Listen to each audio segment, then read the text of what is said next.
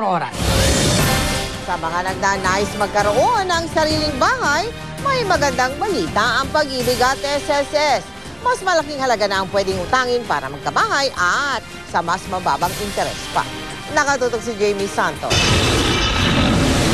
5 taon nang nangungupahan sa Barangay Ugong Pasig si Jane Kitaen. Hindi raw siya makaipon kahit gusto niyang magkaroon ng sariling tirahan. Kaya nagtitiis muna siyang mangupahan kahit pa may siyang kasama at kahati sa bahay. Kasi lahat nga po ng matataas kaya minsan di mo na lang isipin na mag-utang na lang. Siyempre baka mamaya malubog pa sa utang. Si Franz naman, kalilipat lang sa apartment na ito. Gusto rin niyang magkaroon ng sariling bahay kaya handang mangutang para matupad ang pangarap. Problema lang daw niya. Ang tagal mag-process ng loan at yung interest masyadong mataas at yung halaga na makukuha mo maliit lang, not enough para ibili yung bahay na gusto mo. Kaya naman may magandang balita para sa mga katulad ni Franz. Bababa na kasi ang kanilang interest rate sa housing loans. Simula July 1, mas mababang interes at mas malaking loan na ang maaring applyan ng 10 milyong miyembro ng Home Development Mutual Fund o Pag-ibig. Sa bagong programa, maaari na ring mag-loan maging ang minimum wage earners kung nakapagbigay na sila ng 2 taong kontribusyon. 400,000 ang maximum loan na pwede nilang applyan. At ang dating 6% na interest rate, magiging 4.5 na lang. Para lamang doon sa mga minimum wage earners, para targeted talaga yung beneficiary. At ito ay bilang pag-ayon doon sa aming charter. Yung mga incentives na nakuha namin sa charter, like exempted na kami sa income tax. So yung dapat na ipabayad namin na income tax, dito na namin ibubuhos para tumulong naman doon sa pinaka nangangailangan. At para naman sa may mga mas malaking sweldo, maximum 3 million pesos na ang pwedeng applyan para sa housing loan. Ibababa na rin daw ang interest rate mula sa 11.5% kada taon. Depende sa kakayahang magbayad ng nangungutang. Ngayon, maglalaro kami. Laging titingnan na rin namin ang market rate. So kung yung market ay between 8% to 9%, andun kami sa mas mababa na range. Ang Social Security System o SSS naman, nag-aalok na rin ng mababang interes sa housing loan. Mula 13% interest rate, ibinaba ito ng 5%. Maaari na rin mangutang ng hanggang 2 milyong pisong housing loan ng mga miyembro. Kailangan lang daw 3 taong naguhulog sa SSS kasama na ang 2 taong continuous payment of premiums. Home packages ngayon ay tumaas na rin, di ba? So we also allow 3 members to tuck in their privilege to up to 6 million. Kaya naman ang maraming kababayan natin excited ng mag-loan. Malaking bagay po para makatulong sa pamilya. Susubukan po natin. Oo, subukan. Jamie Santos, Nakatutok, 24 Oras. Balita mula sa lalawigan ng Pangasinan, isang batang ginahasa o mano ng isang kapwa niya minor de edad. Sa Albay naman, patay ang isang batang 5 taong gulang matapos siyang pagtatagain ng lalaking ng hostage sa kanya. Nakatutok sa GMA News Trigger, Michael Ausian. Hindi man tago ang pagdadalamhati at galit ang ama ng 5 taong gulang na si Jerry Pandaan matapos sa pagtatagay nito ng kanyang hostage taker na si David Kides alas 4:30 kahapon sa barangay Binudegahan, Ciudad Albay. Kwento ng ama ng biktima, masayang nakipanood ng telebisyon si Jeji sa kanilang kapitbahay nang bigla na lang pumasok ang nagwawalang suspect sabay hostage sa biktima. Nakatakas na raw sana si Jeji sa kamay ng suspect pero bigla raw itong bumalik. Para kunin ang naiuwang piso, tinangkap pa sana makatakas ang biktima pero agad itong inundayan ng taga ng suspect na may diferensya umano sa pag-iisip. Agad na binaril ng responding police ang suspect pero huli na ang lahat dahil patay na ang biktima. Galit naman ang nararamdaman ng pamilya ni Jeji sa mga responding police. Hindi na raw sana hahantong pa sa pagkamatay ng biktima kung agad na umaksyon ang mga otoridad. Nais silang masibak sa pwesto ang mga responding police. Kinuha kong duman sa pero ginawa nila sana kung pinabayaan nila. May ustisya siguro. Sabi ko, kailangan sila, wala naman sila palang serbisyo sa gobyerno. saka naman, kailangan sa kayo na tanggalin. Ayon naman sa pulisya, magsasagawa raw sila ng investigasyon kaugnay sa nangyaring krimen. Sa Bunuan, Dagupan City naman, isang 12 anyos sa grade 3 pupil ang hinanay ng isang minor de edad.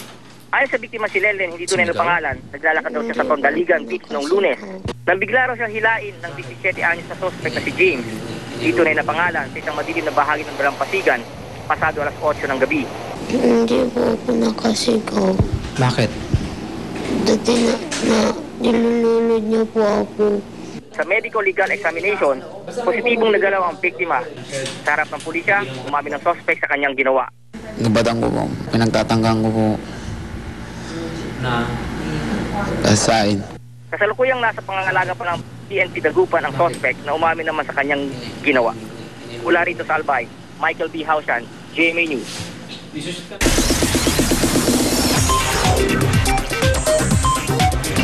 Chika Minute! Certified kapuso na ang aktres na si Roxanne Ginoo. Very happy at excited daw si Roxanne sa bago niyang tahanan, lalo pat may upcoming project na siya rito sa Kapuso Network. Makichika kay Nelson Canlas. Nagbabalik showbiz si Roxanne Ginoo matapos ikasal at magka-baby pagka-artista raw ang trabaho niyang gustong balikan. Nakatakda niyang gawin ng Daddy Dearest kasama si Ogie Alcacid. Sa story conference ng family drama serye, ay pinakilala na si Roxanne sa kanyang mga makakatrabaho. For like mga 3 years mahigit akong nag-stop kasi nag-hands-on ako sa big ko. So, ayan, ito na ulit. So, nangangapa ulit. Excited raw si Roxanne dahil first time niyang tumuntong sa Kapuso Network. Ibang-iba raw ang pakiramdam dito, bagay na labis niyang ikinatutuwa.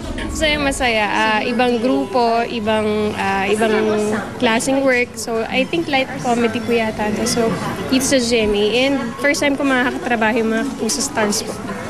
So, exciting. Nagpapasalamat naman si Roxanne sa kanyang non-showbiz husband sa pagiging supportive nito. Magiging mapili raw si Roxanne sa mga projects niya ngayon dahil mas gusto niya raw ang ikatutuwa ng kanyang baby at ikaka-proud ng kanyang pamilya.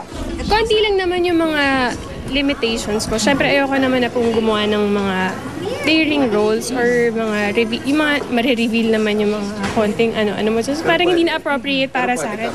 Si Roxanne ay produkto ng isang talent search sa kabilang network na nooy kasabay ng Starstruck Batch 1. Nelson Canlas updated sa Showbiz Happenings. Matapos i-anunsyong ipapalabas sa Hollywood ang GMA Films offering na The Road, nangunguna ngayon ang trailer nito sa iTunes Most Popular Trailer list.